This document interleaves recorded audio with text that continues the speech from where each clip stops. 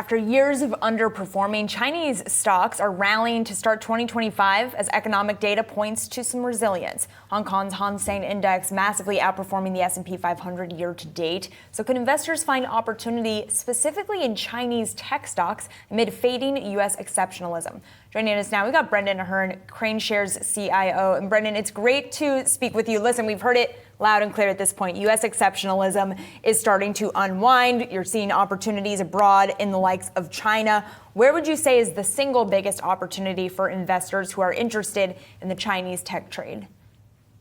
Yeah, certainly we believe the real opportunity is around the domestic consumption that the Chinese government has recently announced that they're really going to push the pedal to the metal when it comes to domestic consumption in China. So we really like the e-commerce companies. Obviously, there's a push for technology resilience in China, including AI and semiconductors.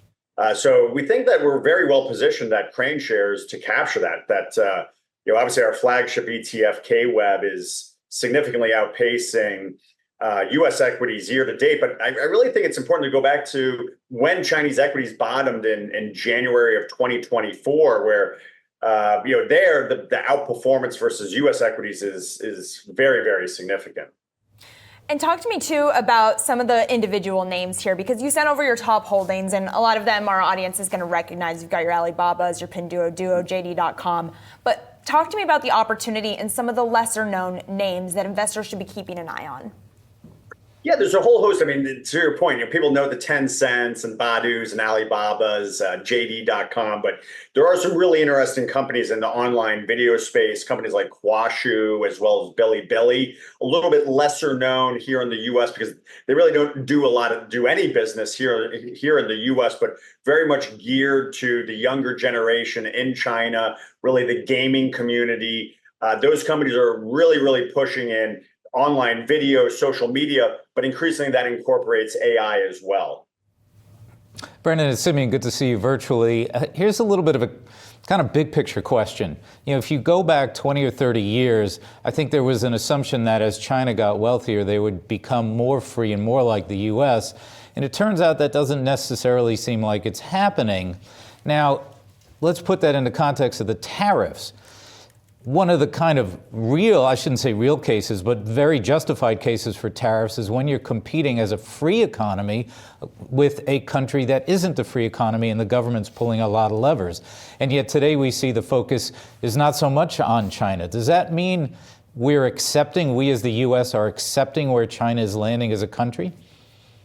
Well, I mean, first and foremost, the U.S. and China are highly intertwined economically. I mean, if you don't want to hold China, that means getting rid of companies like Apple, Boeing, Starbucks, Nike, as well as a whole host of U.S. as well as global CEOs will be in China next week, meeting with President Xi at the China Development Forum in Beijing. So getting rid of China is going to be really hard to do because of the revenue exposure of U.S. and global multinationals. And I think ultimately the U.S. and China, just as we heard from President Trump last night, that he mentioned that President Xi will visit Washington, D.C. in the not too distant future. And I think we have a very non-consensus view that under President Trump, unlike the previous administration, U.S.-China relations can actually get better, something that really didn't happen, right? There's no communication, there was no dialogue, and we're seeing a very high level of discourse between the two governments already.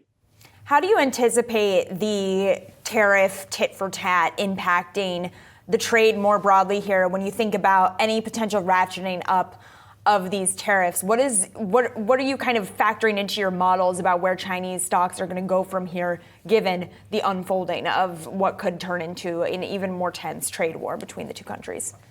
Yeah, I mean, listen, like 2/3 of global market cap is U.S. equities. China is less than 2.5%. So I don't think anyone should worry about the impact of U.S. tariffs on Chinese equities because the ownership levels are so small. What people should be very worried about is what is the consequence of U.S. tariffs on the U.S. consumer, right? We are a service-based economy. And if you think about companies like Walmart, Home Depot, Costco, those companies are heavily dependent upon imports from China. They're simply going to pass along those tariffs, which is really ultimately a tax on the consumer. So I think, you're seeing probability for higher inflation, slower growth here in the U.S. because of a self-inflicted tariff policy. Brendan, I don't know the answer to this question, but I know in the U.S. domestically, we've been very focused on the fact that the technology sector is much higher quality. All the fundamentals are better than they were 25 years ago. Is that similar in the Chinese tech sector? Yeah, we're seeing a little bit of a re-rating at the moment where I think kind of the DeepSeek moment really showed that Chinese companies are innovating on their own despite the semiconductor restrictions from the previous administration. The stated effort to hobble and cripple China economically and technologically didn't work. DeepSeek definitely proves that, and we're seeing a whole host of other companies moving up the scale. So we're starting to see this re-rating from a valuation perspective show up on the China side. I think arguably you're seeing that in the U.S. tech companies falling, where you have companies trading at 40 times sales. That's really hard to justify when you have Chinese companies who generate more income on a quarterly basis than some of those companies do on an annual basis from a revenue perspective. Really great overview of those Chinese tech names, Brendan. Thanks so much for joining us. Come back soon. Thank you.